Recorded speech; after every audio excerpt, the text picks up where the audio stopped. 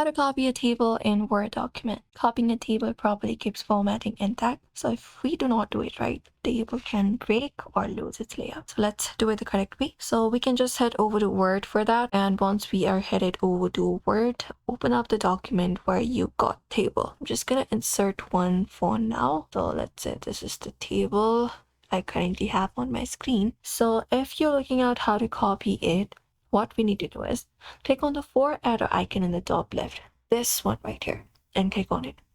And it will entirely select the table. So in order to copy it, you can press Ctrl+C, or you may select it, and once you select it, right click on it, select the option of copy, this one right here, and choose to copy. Now once it is done, what we need to do, if you want to paste it up, we can place the cursor wherever we want to. So I'm just gonna place it a bit below from the table level. So once we have placed the cursor where we want the table, we can press Ctrl+V like this.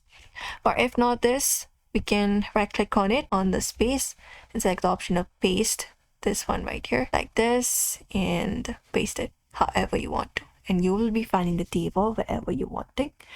And you can even choose the option of source formatting, merge formatting, keeping the text only, etc.